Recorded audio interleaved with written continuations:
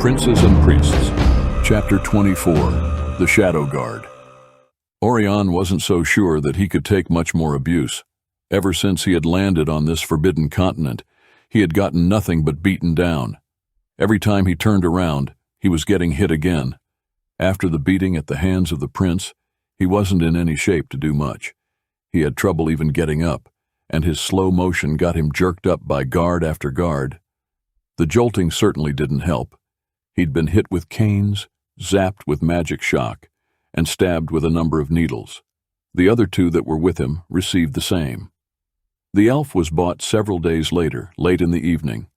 Oirion bowed his head and tried to pray for the man's soul. When one left this cell, his fate was bound to be very bad. The Sphinx spent that evening singing softly as the sun set. He did not eat the bowl of soup that was provided. He just sat back against the wall and sang his song. Oirion closed his eyes and was glad for the song. It helped him to forget about the pain. He wondered about Even. Were they really here to stay, or might they yet escape? He drifted to sleep sometime in the night.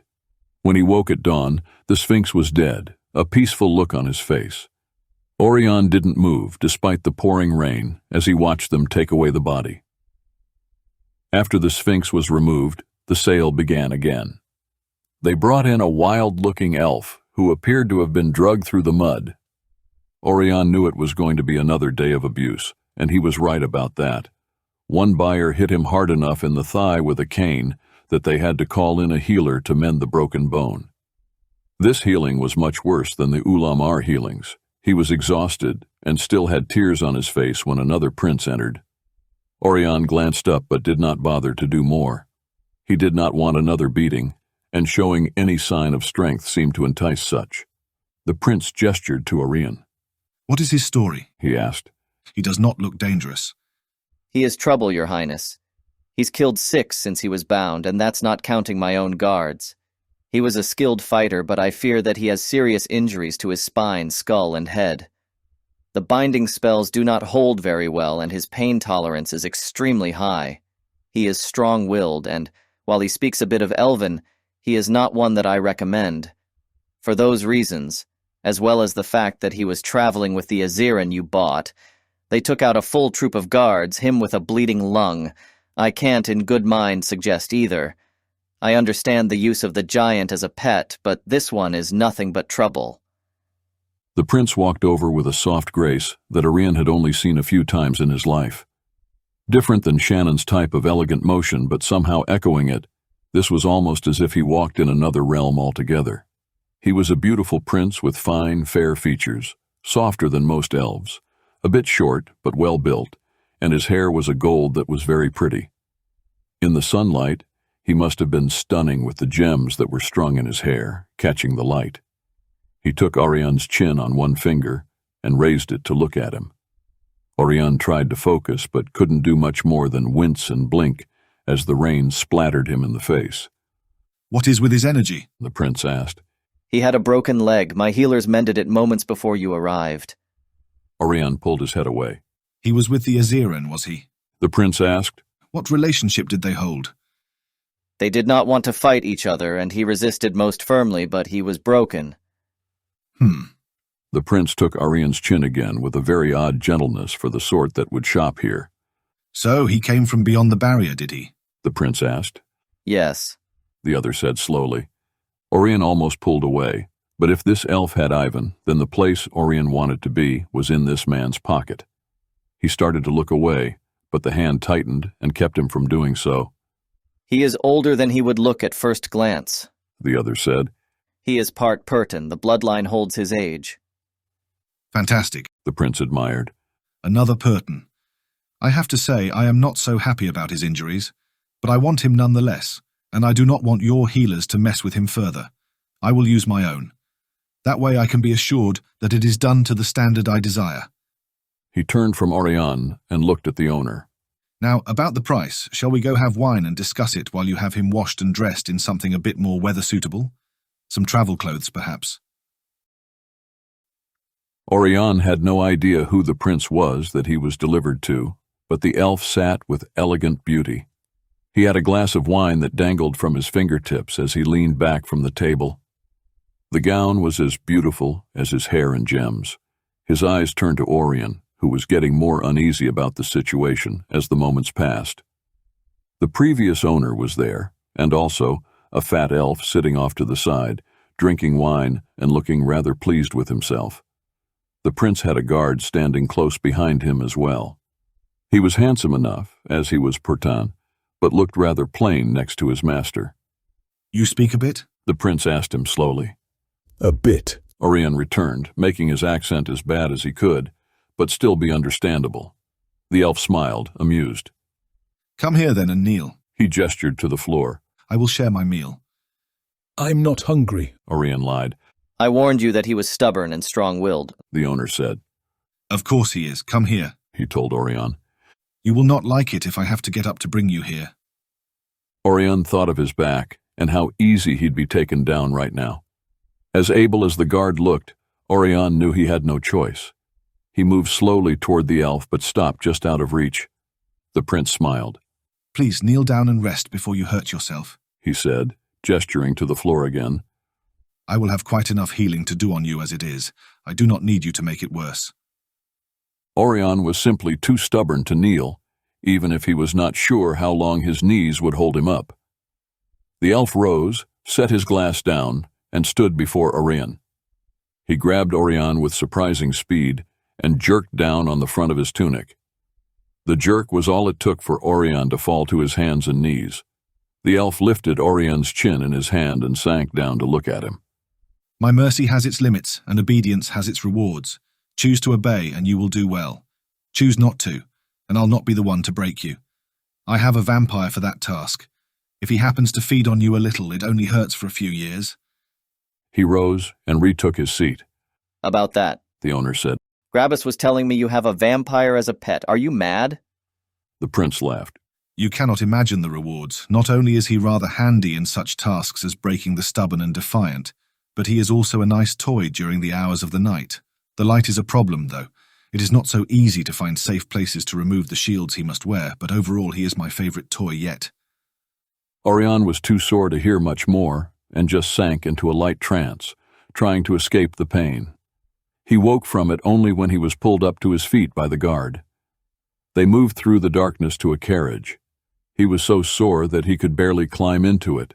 Guards hauled him up into Ivan's big hands, which caught hold of him, aiding him in. Oirion just fell into the giant, who was crammed into the small space. You all right, Oirion? Ivan asked, concerned. No. Oirion groaned, not even trying to get up into the seat. It was good to just kneel on the floor, leaning against the support of a friend. You see, not all is bad. We are back together. Ivan put his big hand on Orion's back, trying to warm the chill away. The prince who bought us seems of a decent sort. Maybe he will arrange to have you well healed. Oh God, no more healings. Oirion rested his head on Ivan's knee as the carriage moved forward, leaving the market behind. My poor, stupid, stubborn friend. Ivan picked him up like a child and drew him into the seat. Oirion tried to stay conscious but couldn't. He dropped off into sleep as soon as Ivan got him settled. Thunder woke Oirion, just as a storm began to drive against the carriage. Ivan had a warm arm around him, like a great shawl. We stopped a bit ago, Ivan said softly. to shelter from the storm, I think. Something of great power has happened and has set off storms in a whole new way. Oirion pushed himself up to look out the small window. It was dark beyond, with no lamps, windows, or sky to be seen. There was only Ivan in the dark. Lightning flickered, filling the sky with a shocking green light. Oirion could see that they were parked under a bridge with a river raging past, not far beyond the wheels of the carriage. His eyes were left blind in the moment that followed. Are we still in the city? I think so. There's a river out there. I'm not sure it's supposed to be there. I don't know, Oirion. It isn't even night. The storm is just that bad. Like I said, something terrible has happened. The door opened to a hooded man holding up a small, covered lamp. Let's go. The man said. Hurry. Oirion was not about to hurry, even if he could. The hooded man offered his hand. Can you walk? He asked, concerned. I don't know. Oirion said honestly, as he winced with the pain of moving. We have to move. Another said from outside, his soft voice one that Oirion recognized at once. Shannon! Hope flooded him. There was a hint of urgency to the voice, and Oirion struggled to move faster as he caught at the offered hand. He didn't know who else was there, but he knew Shannon was there, and that he had not abandoned them to the hell of the captivity they had been trapped in. Ivan helped the best he could, lifting Oirion out of the carriage and into the rain, where Shannon was quick to throw a heavy cloak around him. Shannon moved Oirion along as if he could see just fine in the utter blackness of the storm.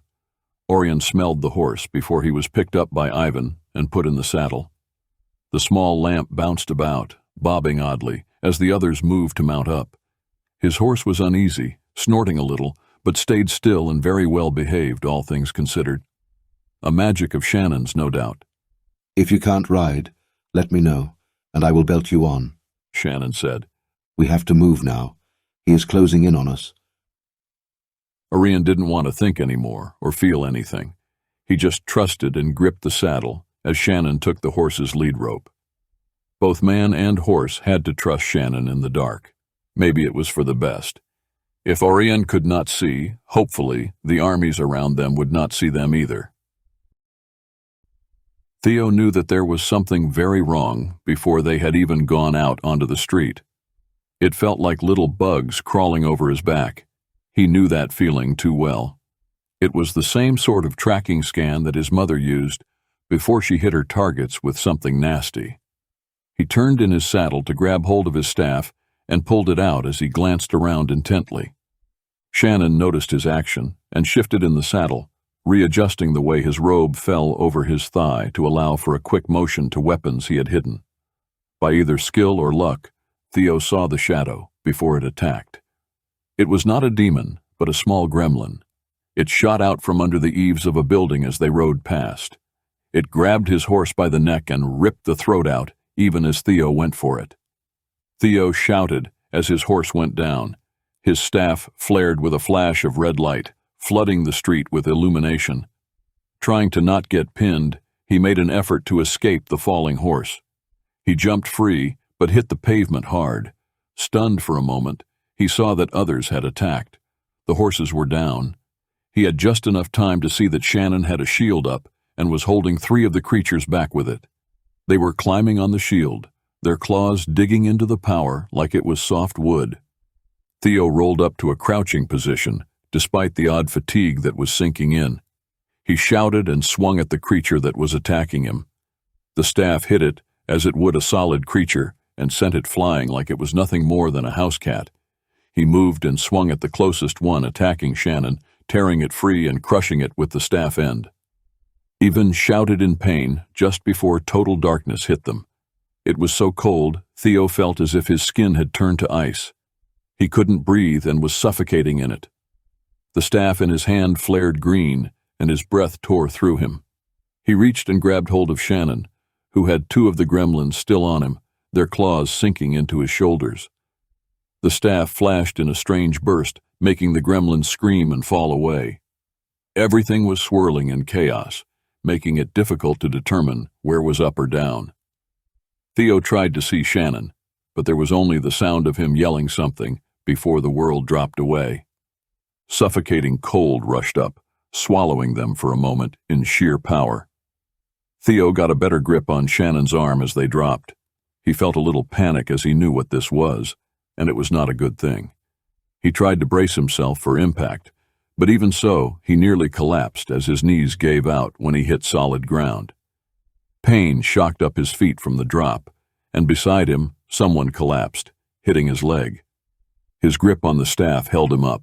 Shannon almost stayed on his feet, but his knees buckled as well. The darkness and storm were suddenly gone. They were all on a cold stone floor, trying to move. Ivan picked himself up from where he had landed beside Theo and grabbed Orion's arm, pulling him a little closer. They were in a nearly dark cell that seemed bright compared to the street outside. Wizards in black robes stood in a ring around them. They had triggered a gate that was visible in its power lines on the floor. Theo could still see the lines. It would take a moment for them to fade fully, but it had revealed power and rank in that brief moment. A man stood directly before Theo. Theo could not name him, but he had met this man before. For one moment, they stood looking at each other. Theo lifted his staff and brought it down as hard as he could. The claws snapped open, and power shot down at the lines on the floor, rebuilding the gate under their feet.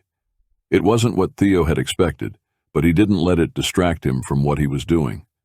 Once again, he had no choice but to open up locked and rarely used power. Skrios. Theo uttered the word of destruction in Elder Awen's. The staff flared white as they were dropped into the darkness again, but not before his own magic blasted outward from him. The river slowed and widened as the mountains fell behind them. The banks rose up in soft earth that crumbled and broke at any disturbance, making it difficult to find places to pull the boat over and camp. Some nights they drifted on without rest, suffering through the discomfort of the boat in the cold, dozing off as often as they could. Low clouds raced across the sky in gray, rough-looking tatters. Days went by. Kelly woke the others from restless sleep just before dawn. The banks had dropped away. They had been pushed out along a current that was a winding line of open water amid an expanse of reeds that rattled and leaned in the gusts of wind. They were no longer on the river. I know where we are now, Kava said, pushing himself up. We are out of the elven territory and into the marshes. This will run to the west and then out to the ocean. We are only days from the coast. They all cheered up. The weather was warm enough that Revan dove over and went swimming. Such a marsh would have food. He expected to get fish, but returned with several ducks for a meal. They cheered up even more. They found a place to pull over, welcoming the mud over the boat. As the sun rose above the mountains, its warm golden rays revealed blue sky and sunshine for a change. They spent the day fishing and braiding reeds to make fuel for the fire. Kelly found some gnarled roots, little dried berries that tasted like rose hips, and a collection of various flat-leafed water plants that she was certain were edible. Adding it all together, they had a decent meal for the first time in many weeks. Free of the threat of elves, they all felt like they could breathe for a moment and spent the evening sitting together, just resting. I wonder if the others are all right, Dave said softly. If it's for us to know, we will, Revan said. Pray for their souls wherever those souls may be, and leave it at that. As evening crept up, Dave got up to walk a little. He stood in his ragged, tattered clothes, his beard long outgrown, his hair wild and a little matted, and watched the sunset. Kelly walked up and joined him. She stood at his elbow, not saying anything, just being tall and solid. He picked at his hair, watching a flight of ducks move in and glide down, not far from their camp. When we lost Cindy, that was bad enough, he said. It feels like we can't go just yet. We have to wait for them to catch up. Shannon will, she said. I hope so. We eat better when he's around, if nothing else. She smiled. Dave thought about reaching over to her, but he didn't. If he did, it would be just one more thing that he would have to worry about. But tonight he decided, if she lay beside him, he would put his arm around her. Dave. She pointed to a dot in the sky as the ducks took off unhappily. What is that? Even as she got the words out, a sudden gust of wind blasted powerfully out from the spot and hit the reeds, laying them over. It knocked Dave and Kelly back so hard that they both flew off their feet and landed in the muddy water. Lightning snaked out over them, and clouds rolled outward from the point of darkness in the sky. Rain began to slash down, and then, as quickly as it had come, it was past. The rain turned to a fine, soft mist as the dark of night settled. Kava and Revan ran to them, as startled as they were. Well? Revan asked. He lifted his nose and smelled the air, then grinned and took off. They followed him as Dave cast up a faint light to see by. They made it through the maze of water and land to where Revan slowed. It was not what Revan had expected.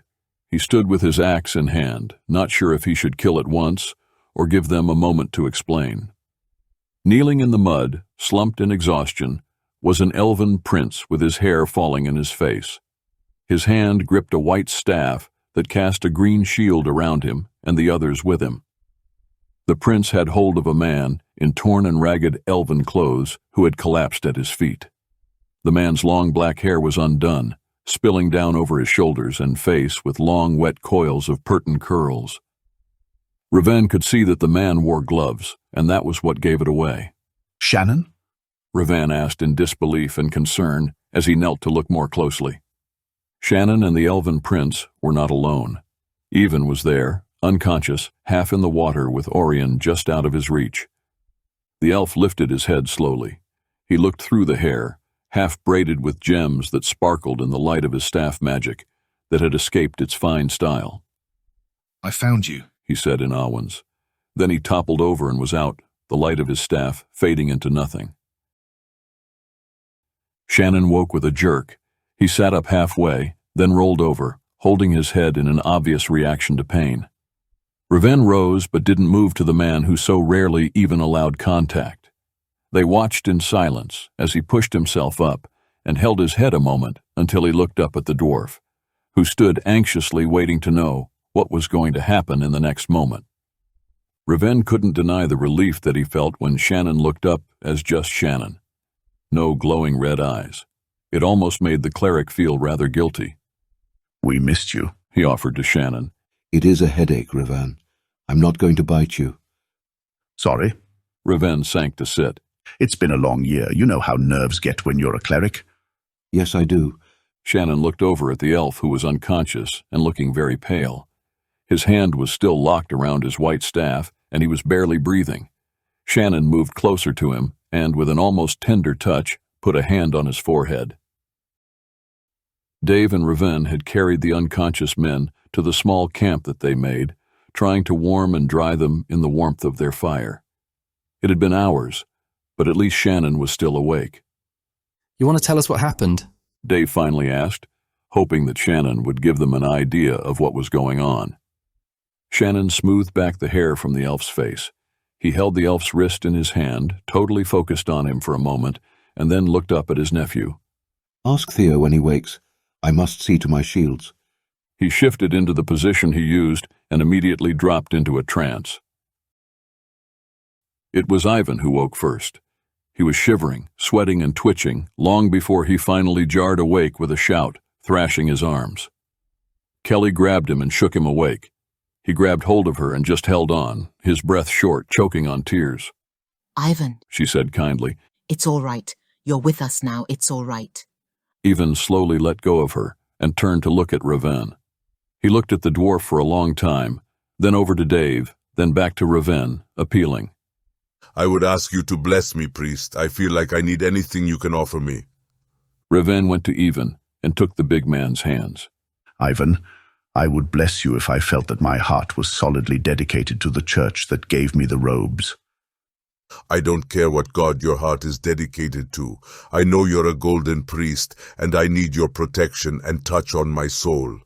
The god of Pert is not in competition with the god of your forefathers. You can be priest to both, and my gods never feel anger for the aid and kinship of the other gods of light. Please, Raven, he begged, tears spilling down from his bloodshot eyes. Raven nodded and bowed his head. He took the big hands in his and whispered the prayers of Pert. Then he switched to Dwarven and finished with the prayers of light, peace, and protection that he had heard his grandfather say so often. He stayed a long time, holding Ivan's hands as the golden light circled through and healed them both, making them warm and safe in its embrace. Only when it became still did Riven let go. Ivan had calmed, breathing slowly and quietly. Better? Dave asked the big man. Ivan looked at his friend, but none of his usual humor was in his eyes. He sat silently for a while, then looked up at them. We were taken captive. The elves healed Oirion in their desire for slaves. I did what I could to hide who he was, and it seems to have held. If it hadn't, they wouldn't have sold him in open market. Instead, there would have been a war between Jerome and the evils in that city. It was bad enough as it was. But you know Oirion, he's so damn proud and stubborn. They would come to look at him and he'd injure them. A few he even killed. It got to the point that the market master had to put him in another cell. He was silent for a moment. We were bought by an elven prince, and as we passed through the last edges of the city, shadow creatures attacked us. He was still a moment, his eyes seeing the past.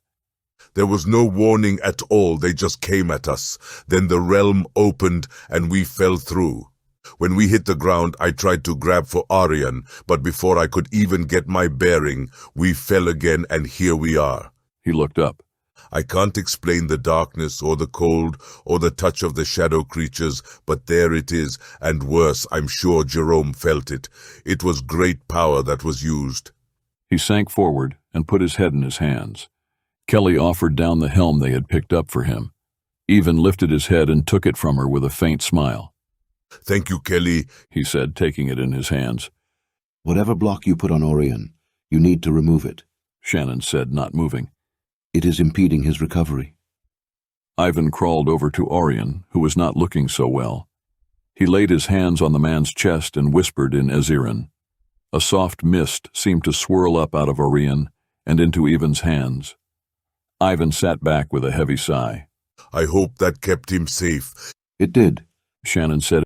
You did a wise thing, Ivan. Thank you. Ivan looked over at the Purton's unlikely words of gratitude. Shannon opened his eyes and met Ivan's gaze for a moment.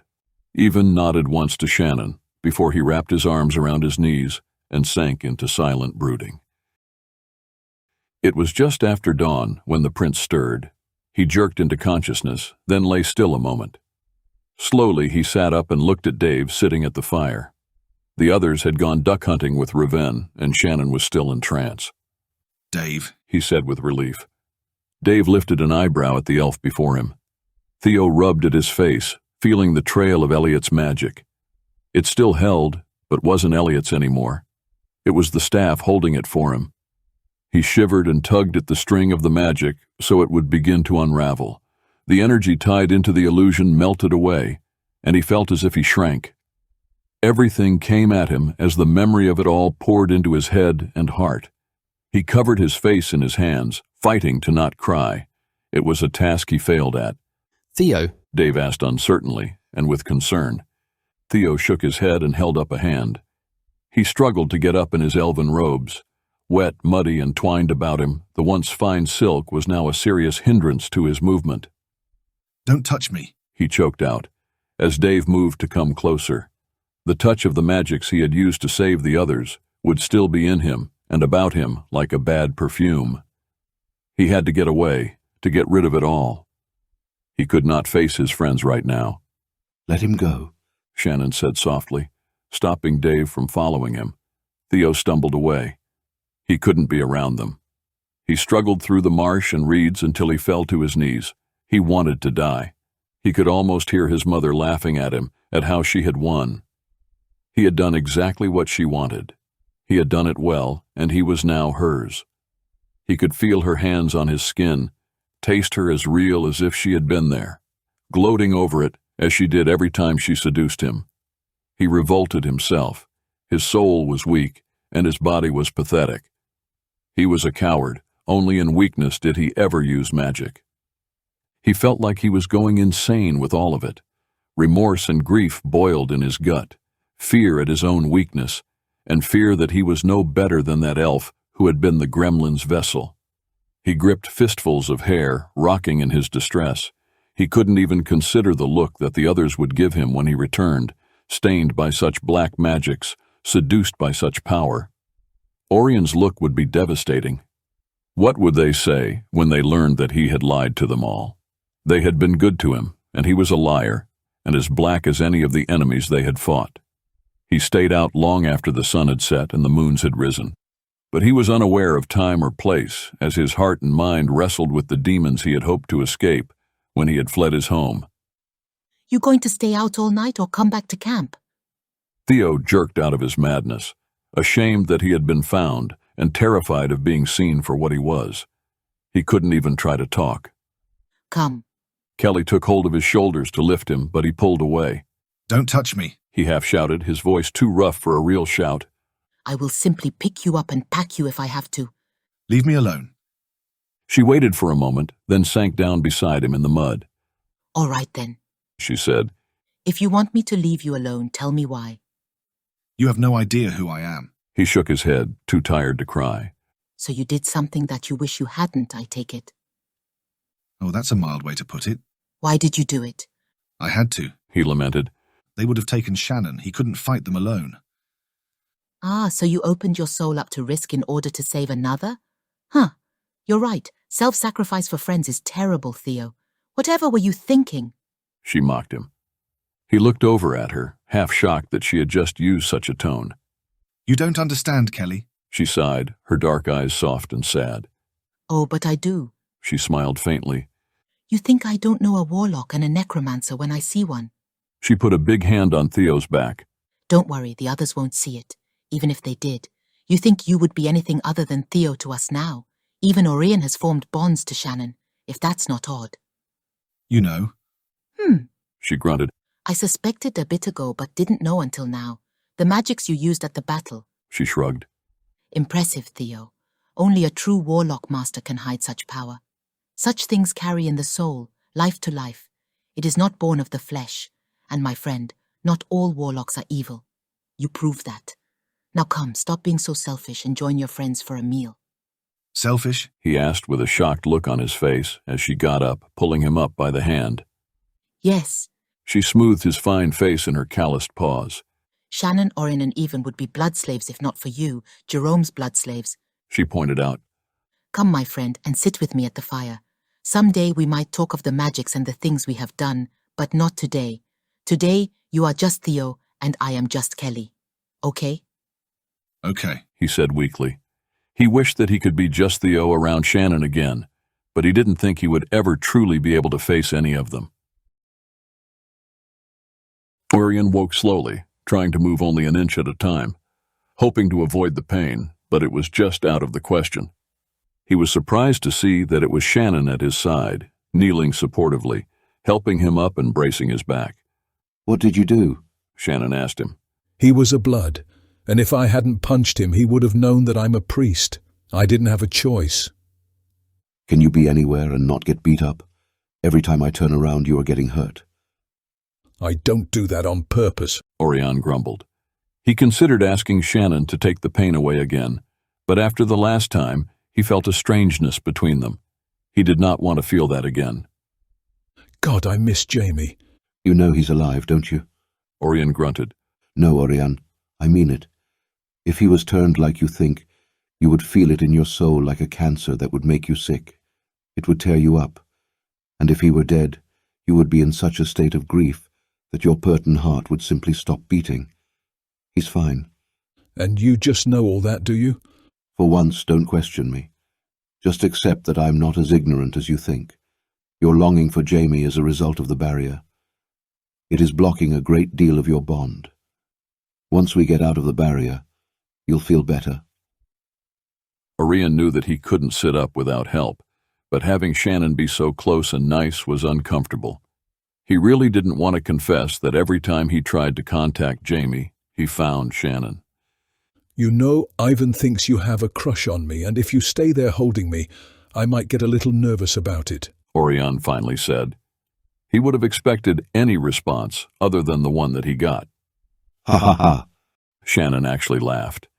It was a real laugh from inside, and was not whispered, but strong and mortal-sounding. Even is not nearly as dumb as he pretends to be, but sometimes he interprets things in such an innocent sort of way, as a child would. Sorry, Oirion, but I am not in the least interested in your romantic affections. Wow. Kelly said from the edge of the camp. You can laugh? What the hell did you say to him, Oirion? She asked. Do it again. Oirion smiled despite himself. Even, Shannon said as the big man entered the camp with a duck in his hand. What? Shannon shook his head. you are a great and wise man. Sometimes you see things in such a gentle way. It is a prize to have you around. Ivan beamed. Wow, what did I do to deserve that out of the king of formality? Your some Purtons are that way comment, Oirion said with a grin, even as he tried to hide it. Oh, Ivan chuckled. Right, well, say what you want, Shannon. I'm a great wise man, and I will see it as I see it. You do that. Shannon smiled at him. It was a strange change and left them all sort of stunned. With a smile, Shannon looked like an utterly different man, and none of them were sure how to deal with that other man. Okay, now you can let go of me, Shannon. Oirion said softly. I think I can sit up on my own. Shannon slowly let go of him so that Oirion could take his weight in increments to test just how bad things were and to find the limits of his pain. God, my back hurts, he said, as a half-prayer for mercy. Oirion used a stick as a sort of cane. He had long lost the staff they had found at the Grimms, and he missed it more now than ever before. The others had left him in camp, and he needed to go find a place to relieve his body. He had gone farther than he had meant to, and was now fighting his way back to the camp, trudging through the mud. Every step hurt. He stood a moment with his feet sinking into the soft earth. At least it wasn't sweltering hot as it had been in the bog, he thought. Overall, this place reminded him of the wetlands of Pert and the training he experienced there as a teenager. What if Shannon was right? What if Jamie was all right and at home wondering what had happened to Oirion? The thought was both comforting and upsetting, but he held it, lingering over it, asking questions of it, and trying to imagine the explanation of all this, considering what the hell had happened to make Jamie walk off with a vampire like it was nothing at all, helped keep him distracted. His mind was full of those thoughts when, all of a sudden, water spun and spouted up into a geyser, forming a pillar before him.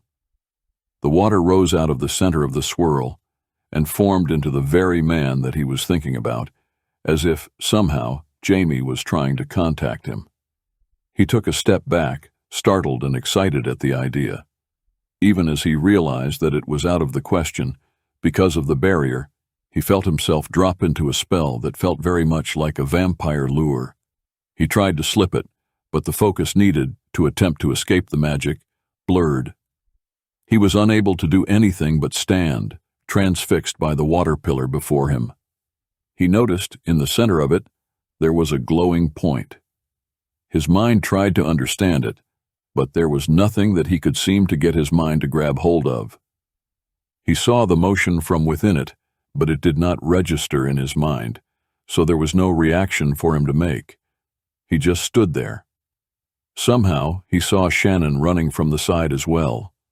Oirion watched as the glowing heart shot out of the chest of the water statue, just as Shannon reached it. Shannon reached out and hit it with his hand, almost catching it. It was so fast in motion, Oirion barely saw it, but he knew, somewhere in his mind, that Shannon was trying to redirect the magic of the water thing. Even in the state he was in, he suspected that Shannon was trying to use the magic in the attack for some other purpose. What that was, only Shannon knew. In his desperate attempt to save Oirion, Shannon had hit too hard and shattered the water ball into a million fragments of ice. By the time it hit Oirion, it was nothing but a fine, shimmering mist. The power that remained hit Oirion in the chest, where the creature would have. It felt as if the water pillar had struck him and passed right through him. He staggered back and nearly fell, but he caught himself. The remaining pillar collapsed in a gush of wet and mud. Oirion stood there, stunned, blinking away spots of light. When he could, he looked over at Shannon, who stood glaring at him. What was that? Shannon demanded, as if Oirion had utterly failed a child's test. I tried to slip it, but it took me by surprise, he objected. It looked like Jamie. You are bound and determined to get killed, aren't you? Shannon demanded. Why do I keep saving you? He threw his hands up and headed back to camp. Because you love me, Oirion retorted back sweetly as Shannon walked away. Oirion stood a moment, a little lightheaded and wavering. He could see spots of light dancing in his eyes. He couldn't shake the feeling of the fluid moving and flowing through him. It was a very odd sensation, one that he was certain wasn't right. Shannon. He reached out a hand, feeling just a little unstable. He saw Shannon half turn, shimmering in the oddest way, and then he passed out. Shannon heard the tone in Orion's voice, which was enough to turn him around just in time to see Orin sink to the ground. He moved at once to get to him. He had sent the beetle's power at Orin in a twist of healing that should have made the injuries of the last few weeks vanish and leave him nearly healed. But something had gone wrong. Shannon's magic never failed once he figured out how to do something. To have such a basic power go wrong was abnormal. He ran to where Oirion had toppled. The man had sunken over into the grass and soft mud and lay there staring up at the sky. Shannon reached out toward the priest and felt the last thing he had wanted to feel. Oirion's astral body was rising out of the flesh that lay on the ground. It was not formed or conscious yet, but it was still reaching to Shannon for help. Once it touched Shannon's fingertips, he would not be able to escape it. If he tried, it could go very badly very quickly, and death would be the best salvation for Oirion at that point. He did not dare to draw away or distract himself with theories about what had gone wrong to cause such an odd reaction. This type of separation of body and soul did not normally happen, and while it was not a great danger for a priest, the magic was something that he had not expected Oirion to be capable of. Once, such magic had been a power that was used often and in several ways, but there were a great many things that the church didn't teach anymore. Anything that revealed any sort of truth was slowly being removed and forgotten. Despite that, here was Oirion behaving like a cardinal, doing magic only a man of such rank should even be able to begin to do. Oirion surely had no idea that he was endangering himself and Shannon for his lack of education and practice with such high magics. Oirion, he said as gently as he could. He dropped the whisper so that the astral mind could hear his true voice, as it would sound in Orion's mind if they spoke telepathically. You need to go back to your body. Let go of me and sink back. Oirion didn't sink back. He remained an invisible density above his body, as the power of the spell that Shannon had hit him with moved through the flesh. Shannon was stuck. Orion's life was literally in Shannon's hand. He began to understand that Oirion was simply avoiding the spell magic that he had been hit with, and so not metabolizing any of the demonic energy. Wise, actually, as it would keep all demonic trace energies out of his soul, therefore protecting his priesthood. The crossover of magics that was going on in Oirion was truly fascinating, and if Shannon had had the time, he might have studied it, but this was not the place or the time. Shannon would have expected such a reaction from only the highest-ranking cardinal, but not from Oirion.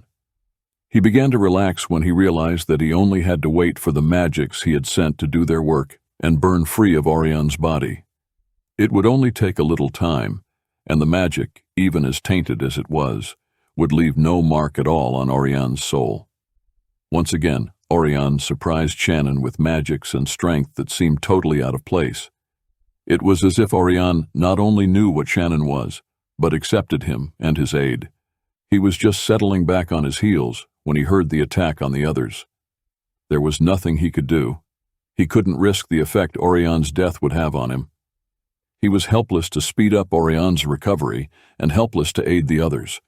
Somehow, these people had come to mean something to him. They had stirred him out of his carefully constructed world of habit, rules, and high demands.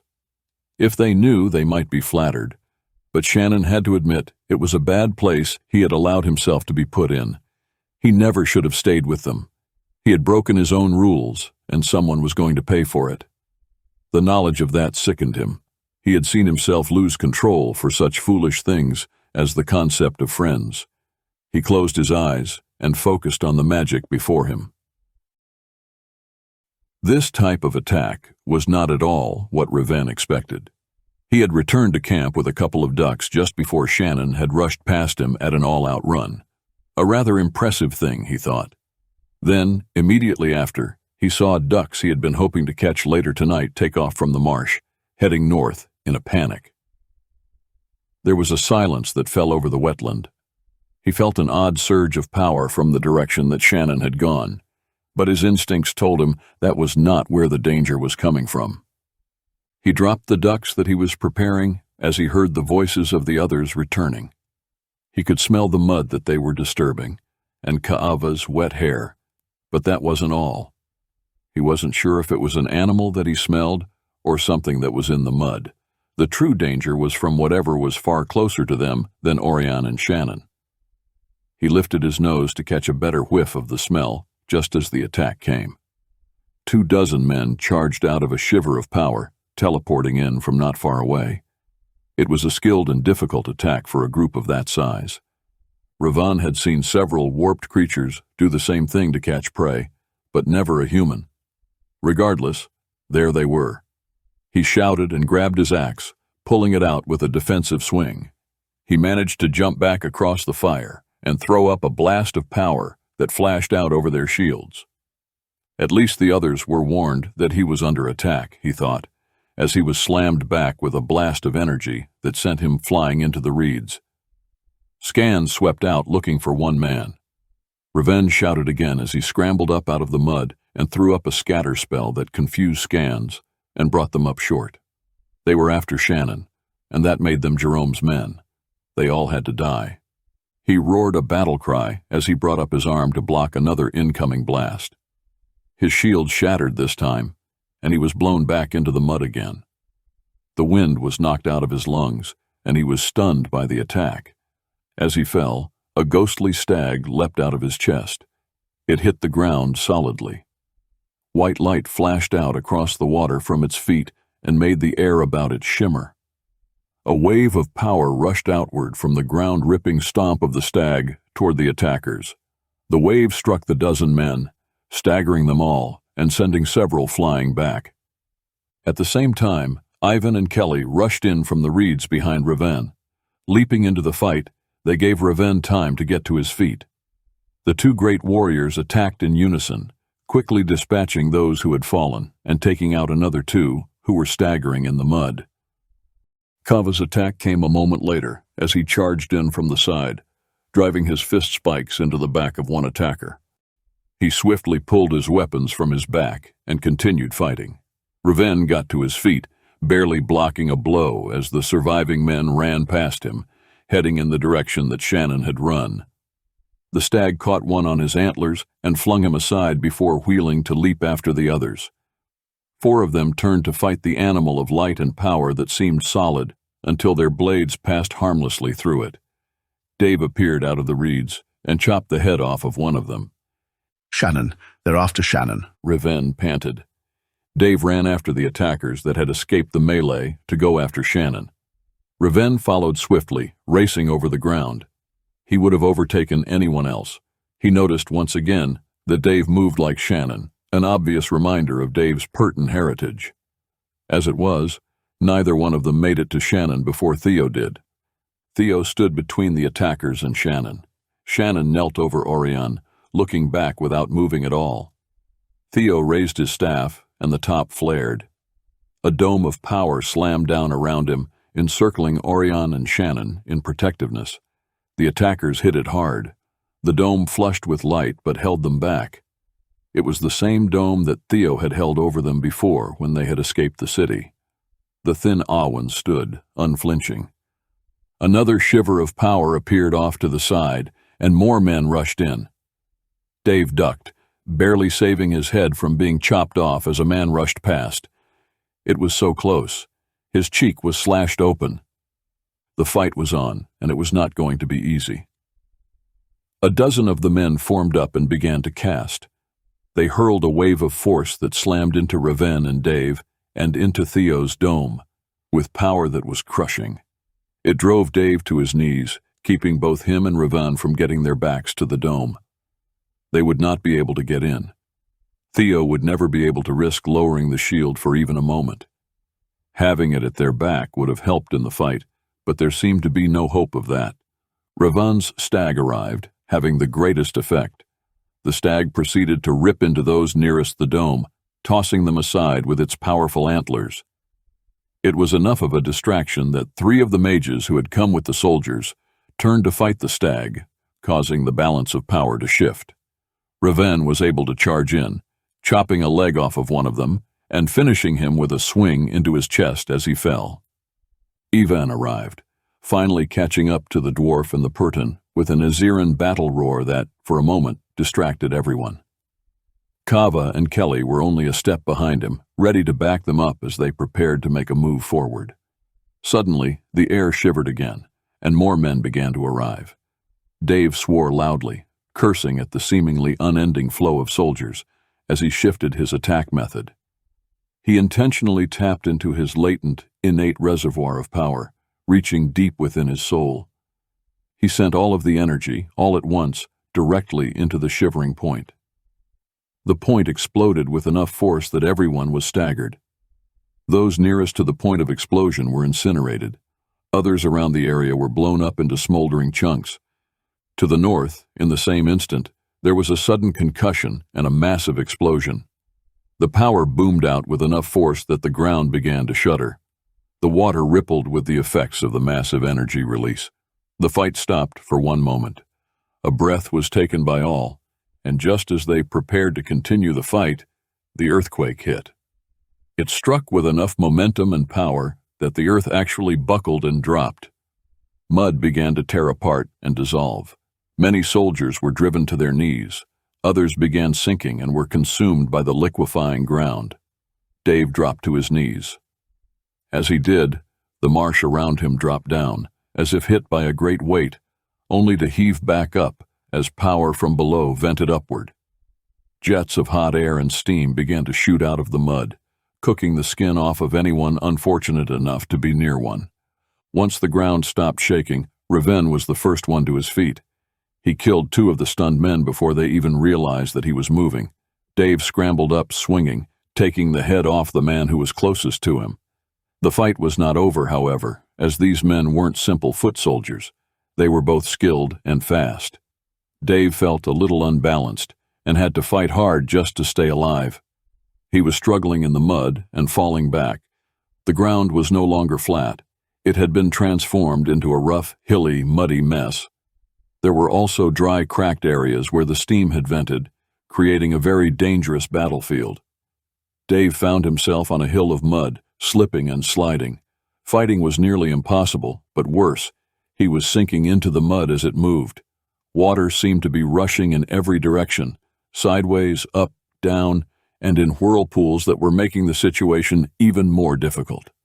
A new landscape was forming all around them, with no concern for them at all. Dave was almost on his back, desperately trying to get his feet free from the mud as he defended against another attack. The man attacking him added power to his swing by sending blasts of magic down his blade at Dave. Dave parried the blow, but despite the shield that he wore, his hands began to burn and sting. The pain ran from his hands, down his arms, and into his chest, seeking his heart. The sword was knocked out of his hand with a jolt that left his whole arm numb. He shouted, and, while it seemed futile, threw his left arm up in an instinctive motion of self-defense.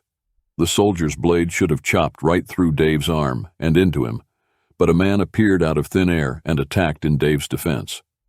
The figure hit Jerome's man so hard that he was burned, stunned, and hurled away. The man who had appeared was obviously Perton. Appearing slightly transparent, he stood on the soft mud without leaving a mark or ripple of any sort. His robes were layers of white that trailed with ribbons.